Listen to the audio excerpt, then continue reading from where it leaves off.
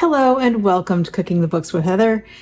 It is the night before we want to eat because we have to brine what we're making tomorrow for the channel. So we have to make brine. We've done this recently for a chicken dish, but today we're making pork spare ribs from Sam Jones's book, Whole Hog BBQ. Now we're supposed to have spare ribs. We ended up getting baby backs because that's what they had at the store and they were on sale, and it'll be fine. They're a little less meaty, but we got 2 racks instead of 1. So I think it'll be okay.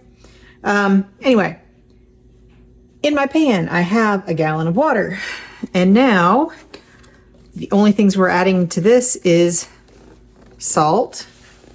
Are the things we are adding. Yes, that's it. It's late.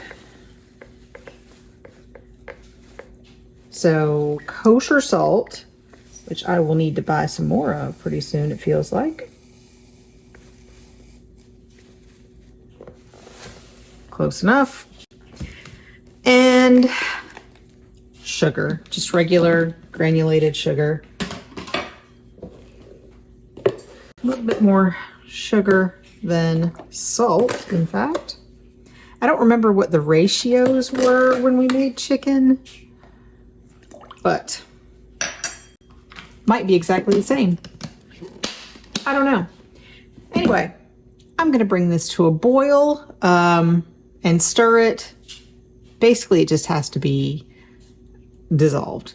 The sugar and the salt need to dissolve, and that's it, and I'll be back.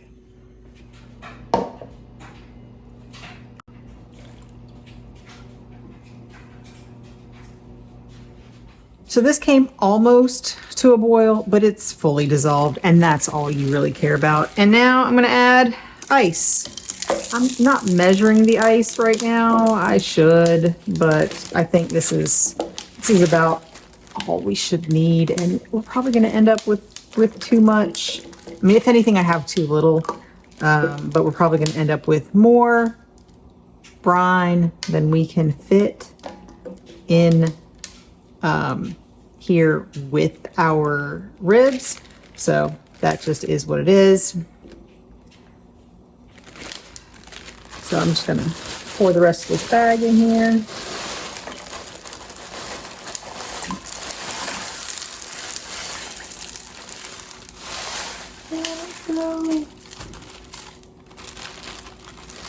There we go. And wait for it to mostly melt. I'm gonna let this, it's pretty cool. I'm gonna get my ribs ready, and then I'm probably gonna take some of this out, and we're gonna hope that they all fit in there, and we're gonna keep our fingers crossed. Now, often a recipe will tell you to take off the silver skin or trim it or whatever, especially with spare ribs or the St. Louis cut, but we're not gonna do any of that because the recipe doesn't tell us to do any of that. I am going to take some of this out because I know not all of it will fit with the meat. And we're gonna hope we can fit them all in there. And because we're putting this in brine, I'm not gonna worry about drying them off or anything like that. I'm just taking them out of this bag and into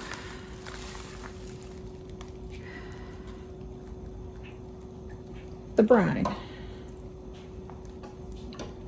Nice here. Not bad, not bad. Might work. We're hoping. Throw that in there. And then get this one.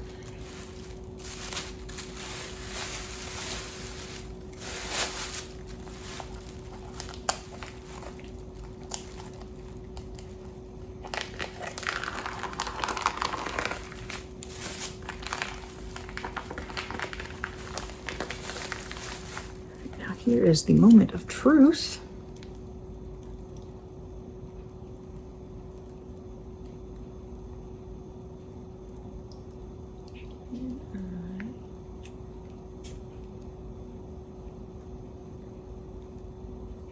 going to be very full.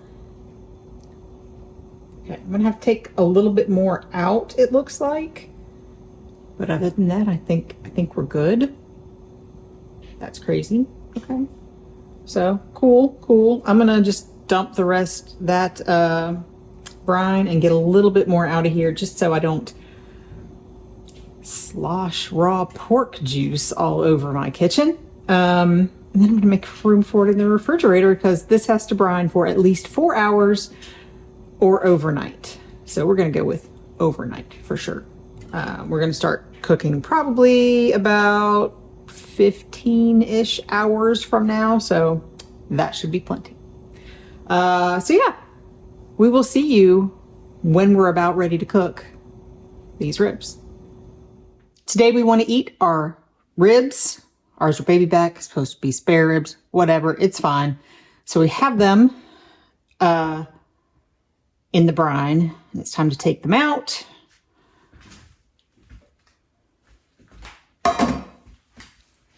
So I'm going to do my very best not to drip everywhere as I remove these from the vat of brine.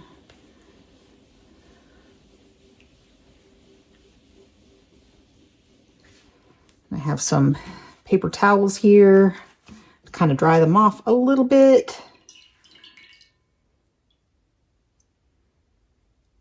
There we go.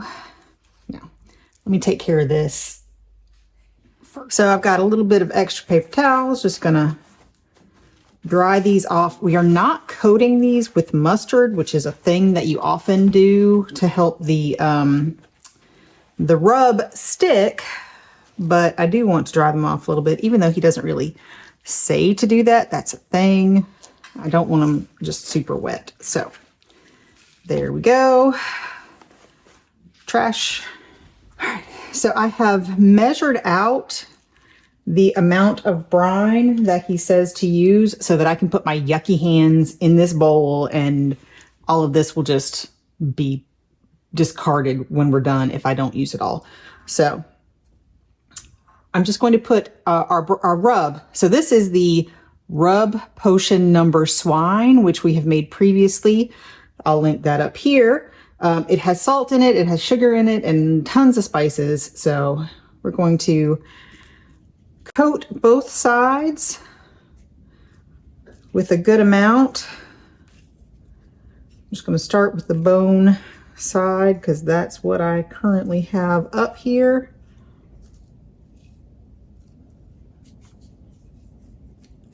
All right, I'm going to turn them over, get some more. All right, I want to get a little bit more on the other side, just because I have some more. There we go. We are all done with our rub. So we can cook these on a pit, and he says directly over the coals, but it should be at 250 degrees. We have our smoker. We have a pellet smoker, which we have used previously on this channel. So that's what we have going, and it's set to 250, and it'll just keep that temperature for us, which is very convenient. But I'm going to wash my hands and clean up a bit, and we will see you out at the smoker. All right. It is super hot out today. It's like July. It's awful. But we're out here with our smoker, and luckily we can just leave it alone. So once we're done here, I'm back inside. Our smoker is at 250 degrees, like I said. And we're going to start these bone side down. So I can get them. Go.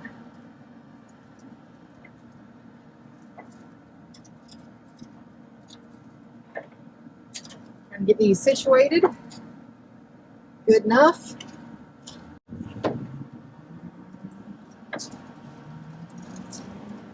All right, there we go. So we're going to cook these bone side down for an hour. And then we're going to turn them over, and he says to cook them for another hour. My grill guy, my smoker over here, says that he thinks they'll only be about an hour and a half because they are slightly smaller, a little bit more trimmed, I think, than a usual spare ribs. Whatever, I would go an hour and an hour, but we'll do what he says. And we're going to try the bend test. So what you do is basically just like I did when I put them in here, you put the tongs in the middle and you lift it up and you see how much it bends at that point, see how done it is. We'll show you that when we're ready for it. But now we're done. An hour. We'll flip it over. I don't know if we'll show you that. I have some errands to run, so if you do, it'll be with my my smoker guy here, and we'll see you in an hour, maybe. Definitely in about 2 hours. So see you then. It's been an hour since Heather put these on. She's not yet back from running her errands, so I'm going to flip these over. We'll see how they're doing. All right. I don't know if you can see that. We've got some visible lines that are sort of formed, and they're not ready yet, but they're getting there. So I'm going to go ahead and flip this. I see bend test, not quite there. I was pretty sure that these were going to cook a little faster than the hour that the 2 hours that he says, but of course he says directly over the charcoals, which we're using a pellet smoker, so it's not quite like that. There's heat shields in the way and the smoke comes around and it's just warm with smoke, so it's not quite the same. And I didn't want to use the Weber in this case because that could be really hard to have at just 250 if you're trying to do directly over the coals. I don't know how you manage to do that unless it's in the, I think they mentioned they use the large pig cooker, so that's a little easier because it's a very large volume. You have a small number of coals at the bottom. It's not going to, you can control the heat. Anyway, so I've turned those over. I'm going to set a timer. I'm going to check them again in about 30 minutes. I suspect they'll be ready rather than the whole hour for me to do a foil, and we'll see if they are, and if they are, and when Heather returns so that she can do the next part, because I want her to show you how to wrap these. All right, see you in a moment. It's been 2 hours, and we're supposed to do the bend test. So, supposed to hold them like this. If they bend enough that the top starts to crack, it's ready to wrap. What do you think? Okay, so we're gonna call this good. We're gonna wrap these in foil. So we're gonna come over here. I have this, excuse the dog, heavy duty aluminum foil. That seems about long enough for me. I'm going to put this down to keep it from blowing away. And try to get it moved over there without dropping it.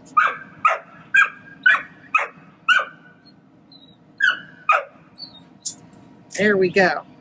So what we're going to do is, he doesn't say to do this, but we always wrap this meat side down, bone side up. So we're just going to make a little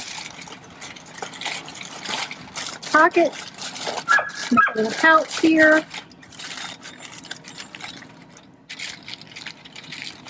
And then put it back on the grill.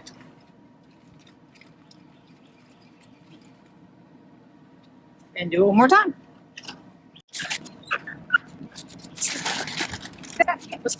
Close it up. He says to cook it for about another hour and then test it and see if it's tender enough, bendy enough, and if not, keep cooking it. So, we'll see you when we think it's done. All right, dog is barking again. We're about to test these ribs to see if they're done enough for us. Whew, very hot. And you can see, if you will zoom in over here, the meat has started pulling off of the bones. And I bet, oh yeah, that would start to come out. I think they're probably pretty done for us. He says to basically do the, oh yeah, they're done. All right. They're very, very tender. It's time to put some sauce on. Okay, we're just gonna put some of this sweet barbecue sauce that we've made previously, and I'll link it above like always. We're gonna put this all on this, and I'm gonna put it this side down first and then get the other side after I put it on the grill, on the smoker. He says only about 10 more minutes, but you want to wait until it gets, this sauce sort of caramelizes and gets a little bit brown. I don't know if it'll do that at 250, but we'll see. So there we go. That looks pretty good to me.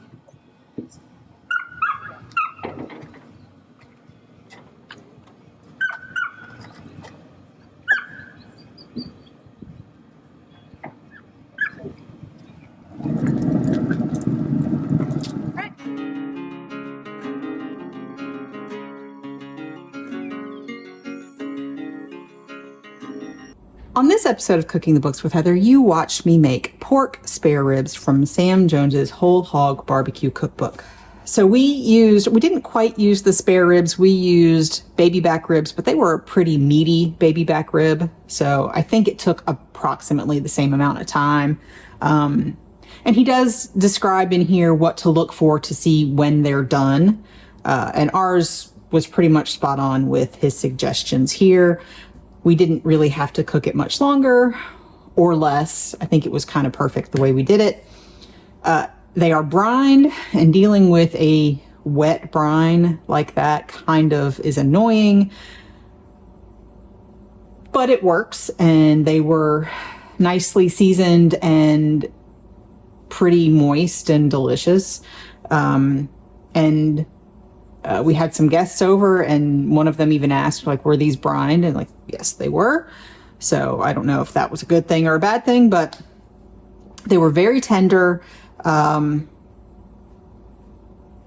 but not so tender as to be too tender. So with a rib, usually you want tender, but you also want there to be sort of the need to bite it, which is sometimes if you cook it too long, it gets a little bit too tender, too easy to slip the bones out and eat, which may be what you want.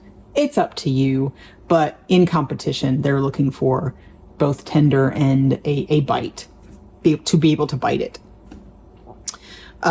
We don't compete, but we, watch some of those competition things on TV and have been to a couple of local ones.